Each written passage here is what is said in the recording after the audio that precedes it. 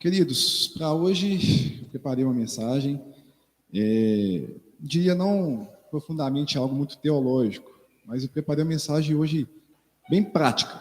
Quero dar algumas dicas para vocês aqui hoje, diante desse tema, equilíbrio emocional do cristão. Eu preparei um slide, tomei a liberdade de preparar um slide, até mesmo para me auxiliar e também para facilitar o entendimento de vocês, né? Tanto no lado auditivo, mas também vamos explorar um pouquinho o lado visual. O Jean vai colocar o slide para a gente.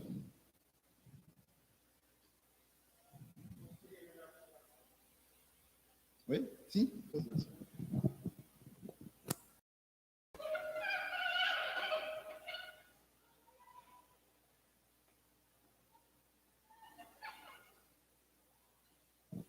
Leuzinho, se eu ficar aqui, te atrapalha?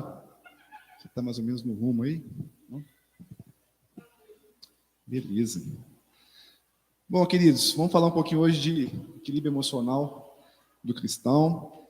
Olha, eu na arte de divulgação, eu coloquei essa foto aqui, não sei se todos viram, acredito que a maioria deve ter visto. E eu não sei se vocês chegaram a pensar em tentar fazer algum tipo de relação da foto, dessa imagem com o tema de hoje. Alguém chegou a parar para pensar? Essa aqui é uma prática muito conhecida, né? Bom, pelo menos no Brasil está começando a crescer, que é o slackline. E tem a ver sim com o nosso tema de hoje, né? Obviamente, você vê equilíbrio, tá vendo um cara se equilibrando, mas não é só isso também. O slackline nada mais consiste em duas cordas amarradas em pontos fixos e o indivíduo ele passa equilibrando. Obviamente que tem modalidades que a pessoa faz manobras, né? Hoje em dia é uma prática profissional. Mas além disso, o slackline, além do equilíbrio, de toda a coordenação motora que é exigida para ficar aqui em cima, existem pelo menos 6 capacidades que é interessante, que eu trouxe para compartilhar com vocês. Primeiro, postura. Obviamente, o indivíduo ficar se equilibrando aqui, ele exige uma boa postura, né? No que diz respeito aí a distribuir todo o esforço do peso do seu corpo para poder se equilibrar. Exige também força muscular, é importante, principalmente nos membros inferiores e também na região do quadril, né, onde os músculos ficam estabilizando o movimento dele. E também o controle corporal, que é importante também, destacando aí, por exemplo, noção de espaço, consciência corporal, né, o controle que ele vai aplicar em cada passo que ele der em cima da fita. Mas também é interessante que tem 3 S. Quais são esses 3 S? Equilíbrio psicológico, o emocional e também o mental. O psicológico tem a ver aí com as capacidades cognitivas, o raciocínio lógico que ele precisa tomar, um planejamento que ele tem que ter essa capacidade também, e aprimorar um pouco das competências tipo atenção, disciplina e determinação. O equilíbrio emocional tem a ver com todas as emoções. O indivíduo que está começando, é muito difícil ele ficar suspenso, dar 2 passos. Quem já tentou praticar aí de maneira informal,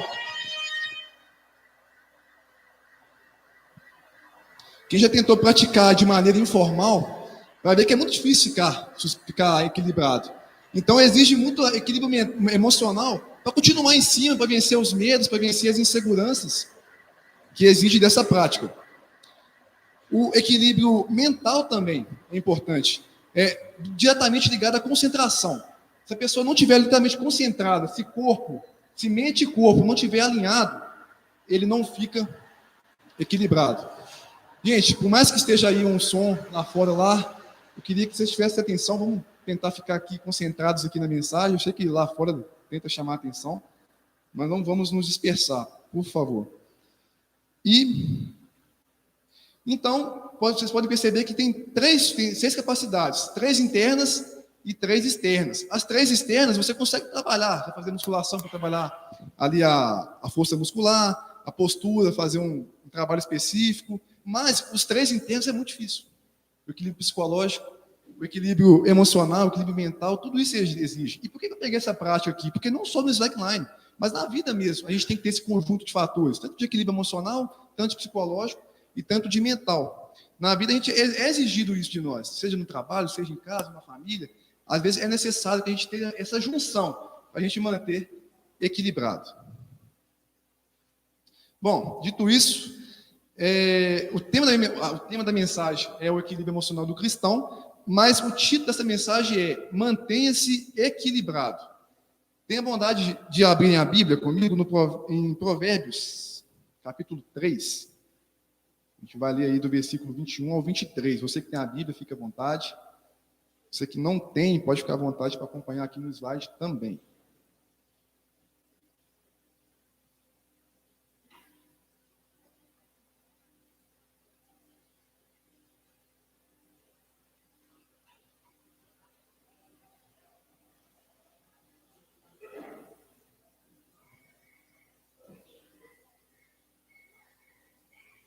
Você que está em casa também nos acompanhando, fique à vontade, abra sua Bíblia, participe conosco. Provérbios 3, capítulo 21 a 23, diz assim: Meu filho, guarde consigo a sensatez e o equilíbrio. Nunca os perca de vista. Trarão vida a você e serão um enfeite para o seu pescoço. Então, você seguirá o seu caminho em segurança e não tropeçará. Meu filho, guarde consigo a sensatez e o equilíbrio. Nunca os perca de vista. Aqui a gente está vendo Salomão, né, o filho do rei Davi, proferindo em um dos seus provérbios, no qual escreveu alguns conselhos práticos. Na verdade, vale lembrar que o livro de Provérbios não foi escrito apenas por Salomão, mas de outros sábios da época também. E o interessante é que, mesmo sendo um livro antigo, foi escrito aí por volta de 900 antes de Cristo, é um livro que traz trechos e mensagens que se enquadram perfeitamente com a nossa realidade de hoje. O trecho que lemos, Salomão nos orienta da importância de não perdermos de vista o equilíbrio. Vale lembrar que não só, igual eu falei, Provérbios não foi escrito apenas por Salomão, mas por outros sábios da época. A gente vê como é que são temas atuais que contém nesse livro, como, por exemplo, pecados sexuais, embriaguez, ganância, apego ao poder, tudo isso a gente vê registrado, de alguma forma, aqui em Provérbios, sempre nos dando um conselho prático, rejeitando a tolice, as coisas banais e superficiais da vida, mas nos direcionando para uma vida reta, rumo à fonte da vida, que é o próprio Deus. Desde a entrada do pecado na humanidade, nós percebemos que há aí um desequilíbrio em toda a criação. Deus, a gente tem que entender que Deus não fez um mundo desequilibrado. Ele não fez um mundo complicado. Ele buscou fazer o homem em plena harmonia. Mas desde o momento que entrou o pecado ali no jardim, as coisas se desestruturaram. A criação se desestruturou e desequilibrou, principalmente o homem. Vivemos hoje um abalo em todas as instituições, seja na família, seja nas empresas, ou até mesmo na igreja mesmo. Desequilíbrios, principalmente em nós, seres humanos. Quais desequilíbrios, por exemplo? A vida sentimental, por exemplo, na área sexual também. Vida financeira, descontrole com dinheiro. Muita gente endividada, com dificuldade de pagar as finanças. Falta uma organização financeira. Desequilíbrio. Nas relações, seja na família, seja no trabalho, aquela murrinha lá, minha tia, meu primo, dificuldade de relacionar com ele. Desequilíbrio nas relações. Tecnológico, eu usei essa expressão aqui para definir o desequilíbrio que a gente vem tendo com as tecnologias de hoje mesmo. Celular, computador, Netflix. Vai maratonar Netflix aí na noitada, hein? É o que mais está tendo e é um desequilíbrio. A tecnologia ela veio para nos servir, amém, é sempre muito bem-vindo. O uso do celular, você consegue comunicar para quem está longe, é muito bom isso. Televisão, aquele entretenimento ali de vez em quando, computador, fazer uma pesquisa. É muito importante, mas desde que haja equilíbrio. E desde que a tecnologia veio e passamos a ter fácil acesso a ela, gerou um pouco do desequilíbrio. A gente, às vezes, não consegue, a gente se organiza, até o ponto de pegar um telefone para responder uma mensagem, para fazer um post, aí o tempo para. A gente deixa de fazer as nossas obrigações para poder realizar, para poder ficar à mercê da tecnologia. É um desequilíbrio. E também o desequilíbrio emocional, que está diretamente ligado ao controle das nossas emoções, ao pensar e ao agir. E é um pouco disso que a gente vai falar. Aqui eu dei um panorama geral, mas obviamente que a gente vai focar aqui, no emocional. E o que é equilíbrio emocional? Jean, passa, por favor. vamos conceituar o equilíbrio emocional. O equilíbrio emocional, de maneira bem prática, é a capacidade da mente e do nosso corpo em manter estável,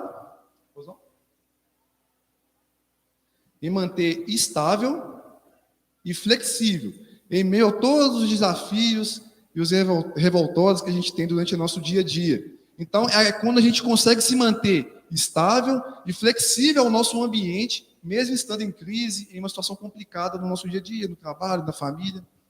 E eu coloquei aqui uma espécie de um esquema para poder facilitar, talvez, o entendimento de vocês. O equilíbrio emocional, a gente pode ver o seguinte: tem o equilíbrio emocional, depois do equilíbrio emocional, a gente vai ter que reconhecer as emoções. Deixa eu reformular o meu pensamento aqui. A partir do equilíbrio emocional, a gente vai reconhecer nossas emoções: ira, alegria, medo, insegurança, tristeza. Todas essas coisas são emoções. A gente vai reconhecer diante de uma ira, diante de uma alegria. A gente vai processar essa informação, exercendo o quê? O autocontrole. O autocontrole é a capacidade de você se controlar. Eu estou irado? Opa, peraí. Estou diante de uma pessoa que está me ofendendo? Opa. Exercendo o autocontrole e, a partir disso, tomando reações, reagindo de maneira centrada, de maneira harmônica e equilibrada. Basicamente, o equilíbrio emocional, ele exige que nós reconhecemos as nossas emoções, aonde? No trabalho, na família, nas empresas, onde a gente estivermos, reconhecer as emoções que estamos submetidos, que a gente pode estar submetido no dia a dia. Ira, alegria, medo, insegurança, tristeza, ódio. Exercer o autocontrole. É fácil isso? Não, claro que não. Mas a gente tem que requer um pouco de prática. A gente tem que, pelo menos, conhecer a teoria, para quando chegar na prática, a gente, pelo menos, lembrar. Quem tem memória visual aí, vai conseguir gravar isso bem. Então, um estado mental equilibrado, ele está diretamente ligado à forma que pensamos e à forma que agimos. Pois bem, algumas dicas, eu vou passar algumas dicas aqui, na verdade, 5 dicas de hábitos saudáveis. No meu comando você passa, por favor. 5 dicas de hábitos saudáveis que a gente pode estar adotando. São dicas práticas que vocês podem estar pensando, quem sabe praticando a partir daqui por diante, por exemplo. Essa dica eu peguei, acho que é sempre importante a gente dar crédito, onde a gente pegou de um vídeo com um doutor, Jonatas Leone, ele é um médico especialista em medicina da família. Ele deu uma palestra sobre essas dicas, eu achei muito interessante, eu tenho que repassar isso, porque é muito pertinente que a gente pare, raciocine e que a gente aproveite os nossos momentos, que a gente consiga manter-se equilibrado. Então, eu peguei esses hábitos. Uma pesquisa, recentemente, que foi realizada lá na Universidade de Exeter, no Reino Unido, buscou identificar quais práticas traziam mais saúde mental para as pessoas. O estudo analisou mais ou menos 270 pessoas, diferentes etnias, dependente do sexo, do gênero, e concluíram que pessoas que viviam em locais onde havia presença de natureza, árvores ou pássaros, seja em áreas urbanas ou suburbanas, tinham menos risco de sofrerem de depressão, de ansiedade e de estresse. E eles basearam isso em partir de 2 mecanismos, que o indivíduo que vive em meio à natureza, a atratividade do ambiente natural, as árvores, do ambiente natural que ele está inserido ali, o desperta para praticar atividade física. Isso foi uma coisa que eles perceberam. Então, se você está no meio da natureza, você está vivendo num sítio, numa situação assim, fora da cidade, assim, você tem a tendência a querer praticar algo, uma caminhada, uma corrida. Eles perceberam isso. O segundo mecanismo, o contato visual com a natureza pode otimizar uma restauração mental, aumentando a sensação de bem-estar. Então, só de você estar diante da natureza, de um lugar isolado, com mata, com os pássaros, você já tem essa facilidade de relaxar a sua mente. Então, exemplos: caminhadas, trilhas, passeios ao ar livre, tudo isso envolve esse tipo de atividade, de aventura, que seja inserida no meio do mato, por exemplo. Mas um estudo observou que um dos grupos apresentaram resultados ainda mais satisfatórios. Além disso, caminhada, de correr, de andar no parque, de passear, de fazer trilha, tem uma atividade que um dos grupos apresentaram que foi ainda mais satisfatório na manutenção do equilíbrio mental. Pode passar, Jean. Que foi o hábito de passarinhar. Alguém já ouviu essa expressão? Passarinhar? Eu lembro que quando eu ouvi essa expressão a primeira vez, eu imaginei uma criança correndo assim, ó, braços abertos, simulando uma ave. Nada a ver, mas passarinhar. O que significa passarinhar? Basicamente, sentar e admirar a paisagem. Observar os pássaros, o seu canto, analisando o seu movimento de uma árvore para outra.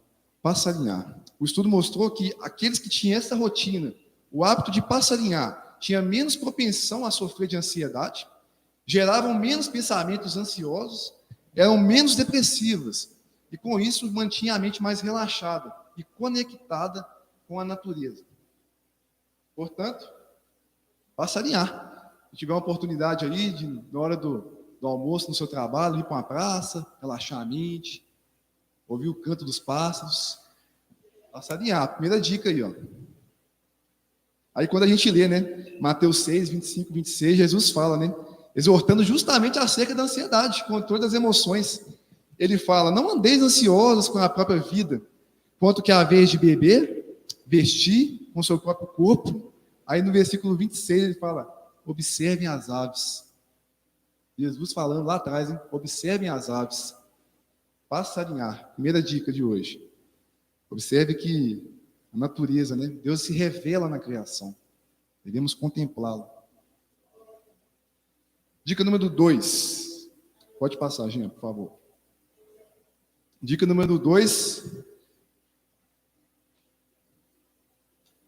Passar. Organizar.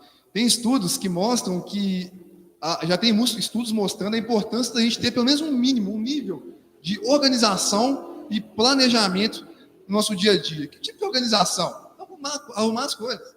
Arrumar o quarto, arrumar o armário, arrumar o guarda-roupa, organizar aí sua mesa de trabalho, onde você fica boa parte do tempo, provavelmente, no seu dia a dia. Organizar espaços físicos, no seu quarto, na sua sala, às vezes mudar um móvel de lugar, já dá um tom diferente. O nosso cérebro processa essa informação.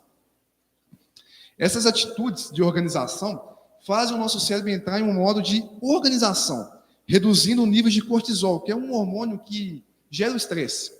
Então, você reduz esse nível de cortisol. Reduz a noradrenalina, que também é um hormônio que gera o estresse, e deixa a nossa mente em um estado de relaxamento, gerando uma organização de fora para dentro. Então, você organiza o seu exterior para equilibrar o seu interior. Portanto, procure ter uma agenda. Determine as suas prioridades. O que eu vou fazer hoje? Coloque numa lista e tente executar isso. Isso aqui, ó, famoso check. Quando você acaba de fazer, você estava programando aquela atividade do dia e você cumpre ela. Bom demais. Só para vocês terem uma noção, esse check, essa sensação de dever cumprido, que é gerado quando a gente faz, gera um neurotransmissor chamado dopamina, um hormônio, que gera essa sensação de prazer e de bem-estar, que é basicamente semelhante a um fumante quando fuma. Um fumante, quando está acendendo seu cigarrinho lá para sentir aquele prazer do fumo, ele libera essa mesma dopamina, ativa o mesmo sistema. Obviamente que eu estou induzindo aqui ninguém a fumar, gente, por favor. Nada do fumo. Vamos cuidar da saúde. Mas o check, ele produz em nós essa mesma sensação. Então, organize a sua agenda, tenha uma agenda, determine as suas prioridades e procure fazer o seu check diariamente. Amém? Dica número 3. Orar. Orar? Já sabia disso? Pois é, a gente precisa entender o poder da oração. Obviamente que orar traz uma sensação muito boa, é confortante quando a gente ora de fato. Mas a gente fala muito em oração, sabemos que devemos orar, mas oramos menos do que a gente deve, ou que deveríamos orar. E quando entendemos o porquê devemos orar, tudo fica muito claro. Obviamente que orar traz um certo equilíbrio espiritual, e traz mesmo, é muito bom quando a gente entra em contato, em comunhão com o nosso Deus. Mas estudos mostram que a oração altera não só a nossa vida espiritual, obviamente, edifica a nossa vida espiritual, mas traz mudanças morfológicas no nosso corpo. Nosso corpo altera o nosso formato de funcionamento em virtude da oração. Eu estava assistindo um vídeo de um médico neurocirurgião, Fernando Gomes. Ele estava falando justamente disso, que a oração ela tem um poder de alterar o formato de funcionamento do nosso cérebro. Só para vocês entenderem melhor como funciona. O nosso corpo, nosso organismo, ele tem o sistema nervoso simpático e o parasimpático. Não vou me adentrar muito, não. Só para vocês terem uma noção. O simpático é aquele momento de alarme. A gente precisa correr, pegar o ônibus, uma situação de emergência, pode estar pegando fogo, você tem que fazer alguma coisa. Aí aciona o sistema simpático no nosso corpo, que emite a substância de adrenalina, o cortisol, que é o do estresse também, e faz que a gente saia do lugar. Que faz que a gente saia do lugar. Então, ele emite essa sensação. E tem também o sistema parasimpático, que é justamente o contrário. Se o simpático é para acelerar o nosso corpo, o parasimpático é o contrário, é para reduzir, é para acalmar. E a oração ativa justamente o parasimpático, que tem esse poder, que é responsável justamente por controlar, ter esse equilíbrio no nosso corpo. A oração ela é responsável, então, por gerenciar e controlar, o sistema parasimpático é responsável por gerenciar e controlar as nossas emoções. Quando ativado, ocorre justamente essa desaceleração. Reduz os níveis de cortisol pela metade. Lembrando que no simpático, ativa os cortisol, o hormônio cortisol, que é o hormônio do estresse, para a gente se mexer, para a gente sair do lugar rápido, tomar decisão. Quando a gente ativa o parasimpático, a gente emite a gente libera, na verdade, né? A gente ativa o sistema parasimpático e cai pela metade os níveis de cortisol. Há uma redução do estresse e automaticamente um relaxamento mental. A oração ela gera em nós uma regeneração cerebral. Modula o nosso cérebro e prepara para algumas reações químicas, deixando o sistema límbico, que é a parte mais emocional do nosso cérebro, ativado. Que fica e deixa o nosso corpo menos suscetíveis a agir impulsionalmente. Se você relaxa, logo você pensa melhor. Então você pode evitar tomar medidas impulsivas. Esse mesmo cirurgião ele explica o seguinte: na oração, a gente ativa duas partes do nosso cérebro. O lobo frontal, que é essa região aqui, principalmente à frente do nosso crânio, e também o sistema límbico, que eu falei, que é a parte mais emocional do nosso cérebro. E ele silencia o lobo parietal, que é essa parte posterior aqui da nossa cabeça, que é justamente aquela região onde está relacionado com as percepções do corpo. Dor, temperatura, calor, estresse do dia a dia. Então, a oração ela silencia essa parte e trabalha a parte frontal, que é a atenção, concentração, e o sistema límbico, que trabalha as nossas emoções. Então, as orações, elas nos acalmam, muda totalmente o formato do nosso cérebro. E eu peguei essa frase aqui que é fantástica. As emoções são sempre um convite para as nossas orações. Guarde essa frase. Sempre que você estiver em qualquer situação, seja alegria, muita tristeza, um certo abatimento, gera uma emoção no nosso organismo. É um convite para a oração. Está triste? Ore. Está abatido? Ore para Deus. Está alegre? Agradeça. Todas as emoções são um convite para a oração. Fizeram um estudo também dentro das UTIs, que aí já é relacionado ao poder da oração mesmo. E eles, dentro da UTI, eles pegaram dois grupos de pacientes que recebiam intercessões externas, seja de amigos, de familiares, e de pacientes que não tinham muito esse contato espiritual, não recebia de alguma forma intercessão. E eles fizeram essa comparação, eles chegaram à conclusão que os pacientes que recebiam intercessão, havia uma certa... como é que eu poderia dizer? Deixa eu pegar a palavra certa aqui.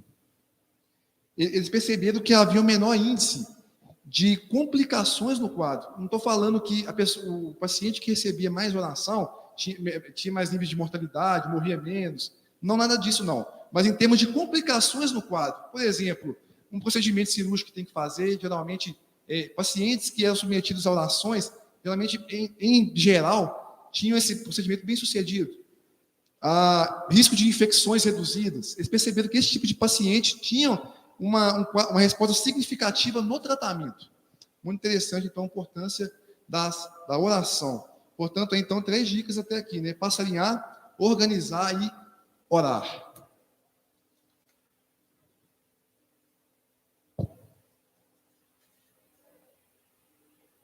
Orar gera esse pensamento positivo.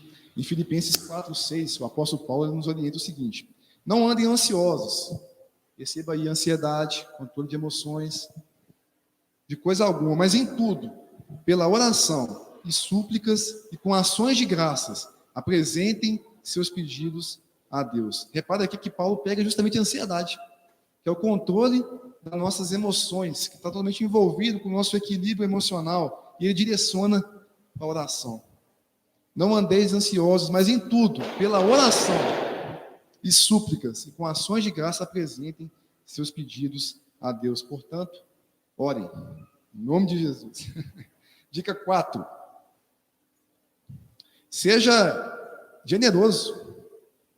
Cada vez que a gente realiza um ato, que realizamos, né, um ato generoso, a gente ativa em nós uma substância que gera sensações de prazer e de bem-estar. Agora, olha interessante o significado que eu achei de generosidade. Generosidade é uma virtude daquele que se dispõe a sacrificar os seus próprios interesses em benefícios de outro. Vocês acham que Jesus foi um homem generoso? Morreu na cruz por nós? Exerceu ali a generosidade com excelência?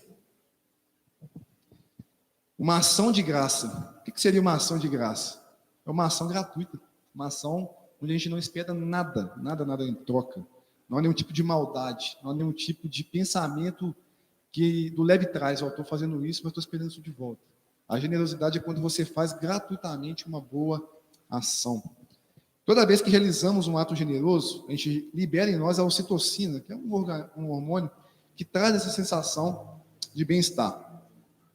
Interessante que é o mesmo neurotransmissor que é liberado quando a mãe está amamentando, porque é uma sensação de proximidade.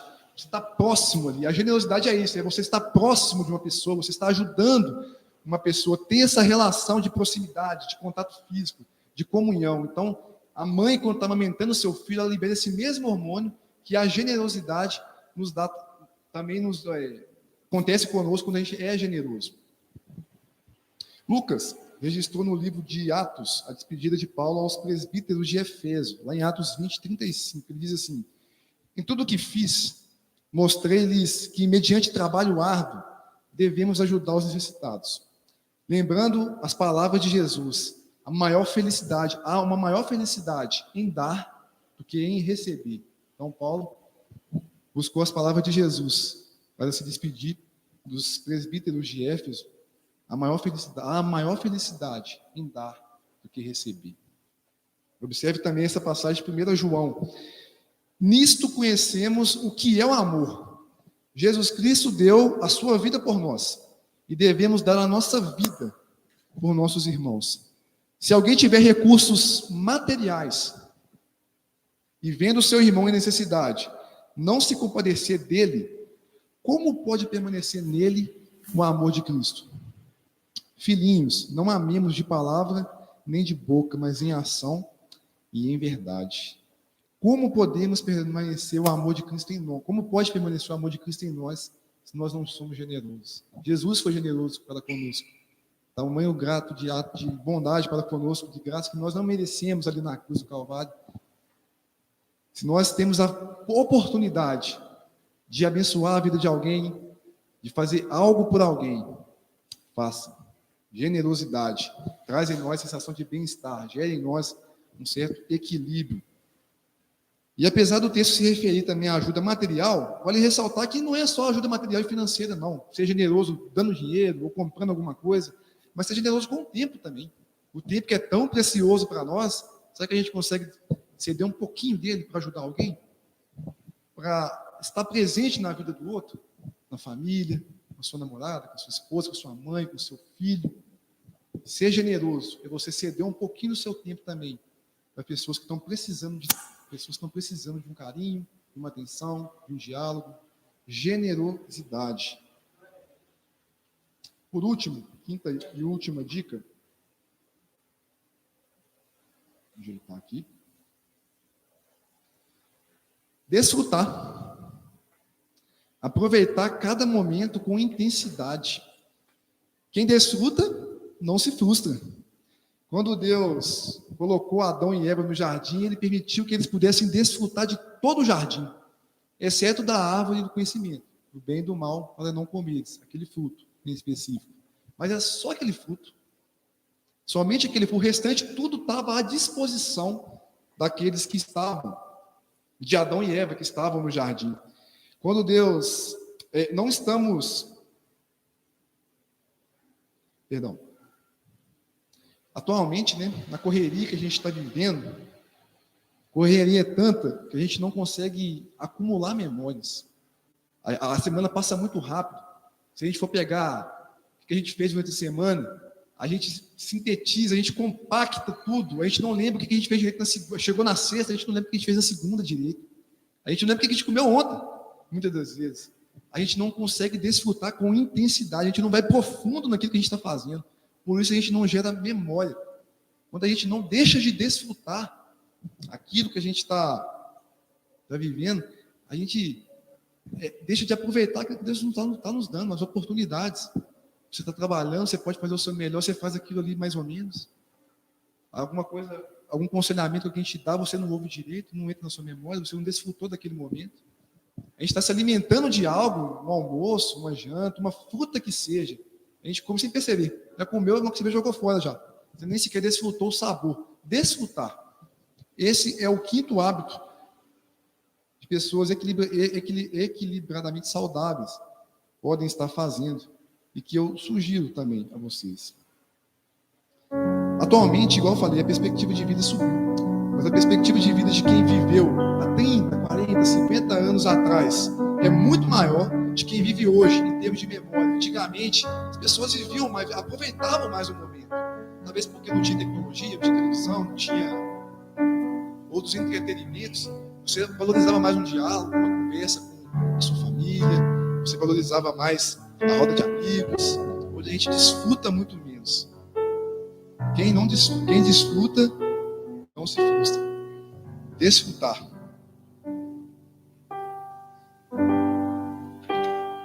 Portanto, apenas recapitulando, 5 dicas de hábitos saudáveis que a gente pode estar adotando a partir de hoje. Passarinhar. Tira um tempinho. Vá numa praça, vá num parque ecológico, tira um momento no final de semana para contemplar a natureza. Deus se revela na criação. Ouça o canto dos pássaros, observe a simplicidade da natureza, como tudo acontece. O hábito número 2, organização. Tem uma agenda, estabeleça as suas metas diárias, faça um cheque das suas atividades do dia a dia, procure se organizar, para que tudo aconteça de maneira organizada, equilibrada, para que você não se perca. Você programa muitas coisas, mas no final não cumpre nada, porque a gente se dispersa naquilo que a gente tem que fazer. 3, oração. Para mim essa é a mais importante, né? Talvez a mais óbvia, mas é a mais importante. Vocês viram aqui como a oração interfere diretamente no nosso físico, no nosso corpo. Ela muda a forma do nosso cérebro funcionar. Oração. Pratique oração. Busque a Deus, tenha essa comunhão com Deus. Agora, pensando nisso, não esqueça dessa frase. As emoções são sempre um convite para a oração. Está triste, feliz, alegre, está inseguro, está com medo. Olhe, busca a Deus. É um convite. Sentiu uma emoção, Deus está te convidando para orar. Conversa com Ele. Faça isso. 4. Generosidade. Há mais felicidade em dar do que receber. Jesus nos ensinou isso. Jesus, Ele se entregou na cruz por nós. Foi um tamanho ato de generosidade para nós. Seja generoso. Por último, desfrute. Aproveite o seu tempo. Desfrute com intensidade. Está comendo uma fruta, sinta o sabor da fruta. Desfrute com intensidade aquilo que você está fazendo com a sua família, com a sua esposa, com seus filhos, com o seu trabalho. Desfrute aquilo que você está vivendo. Seja profundo naquilo que você está fazendo e alimente memórias. Tenha uma memória para contar no final de semana do que você fez durante a sua semana. Isso é importante. Eu finalizo contando uma experiência, na verdade, uma reflexão de um dos reis de Israel, o primeiro rei Saul, o primeiro rei. Ele tinha um reinado muito promissor. Olha para você ver, ele nasceu numa família rica, uma família influente, alto, bonito. O mais alto batia aqui, ó, o nome dele. O homem se destacava na multidão. Ele foi escolhido por Deus. Samuel, é ele que você vai ungir, rei sobre Israel. Ele teve o coração transformado por Deus, o Espírito de Deus apoderou-se dele. profetizou entre os profetas. Diante de tantas vantagens físicas e espirituais, a queda de Saul, ela pode ter sido atribuída à falta de controle das suas emoções. Em uma de suas batalhas, pouco depois de ter assumido, acho que 2 anos, se não me engano, depois de ter assumido o reino de Israel, ele entrou numa batalha talvez até desnecessária contra os filisteus. Ele tinha 3.000 homens, separou 2.000 para ele, 1.000 com Jonatas. Jonatas invadiu o acampamento dos filisteus e atraiu ódio dos filisteus. Sabendo disso, os filisteus partiram para a guerra. Mas Saul foi pego desprevenido, ele tinha 2.000 homens com ele. E o exército dos filisteus vieram com carros, com cavaleiros, com espada, com armamento pesado. Saul os seus homens teve medo. A Bíblia relata que os seus homens teve medo. Saul estava numa caverna, alojado, e vendo toda aquela situação, os soldados de Saul começaram a se dispersar. Ele teve medo e ele tinha que esperar 7 dias. Samuel falou: oferecerei sacrifício após 7 dias quando eu chegar.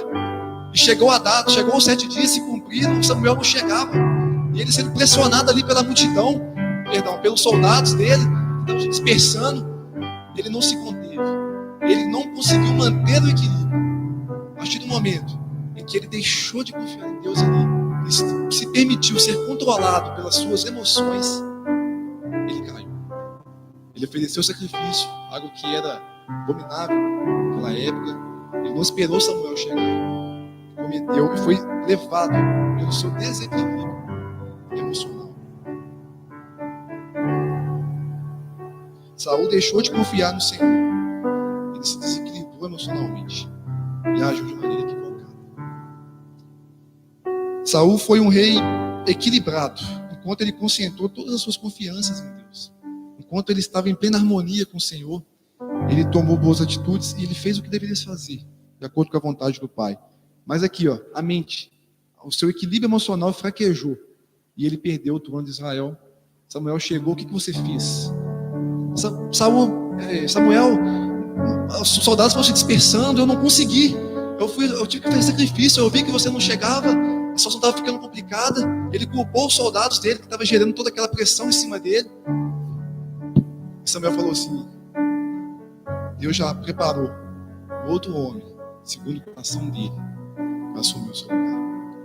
Ele perdeu o trono pelo desequilíbrio emocional. A partir desse momento em diante, Davi já estava Deus já estava convocando Davi para assumir o trono. Lógico que no decorrer da história, obviamente, o nosso equilíbrio interior ele está diretamente ligado à nossa fidelidade a Deus. Enquanto estamos em plena sintonia com Cristo, alinhados ali, à vontade dele, nós conseguimos pensar, nós conseguimos agir de acordo com a vontade dele. Portanto, talvez aí uma sexta dica, né? Busque em primeiro lugar o reino de Deus. Está escrito isso: busque em primeiro lugar o reino de Deus e as outras coisas. Essas outras coisas é justamente aquilo que o equilíbrio emocional nos força a correr atrás. A pressão nos força a correr atrás das outras coisas, sendo que a gente esquece o primeiro. Busque em primeiro lugar o reino de Deus e a sua justiça, e as outras coisas vão ser acrescentadas, porque é por Deus. Ele só exige que a gente confie nele. Ele vai acrescentar em nós aquilo que a gente deseja, conforme a vontade dele, é claro.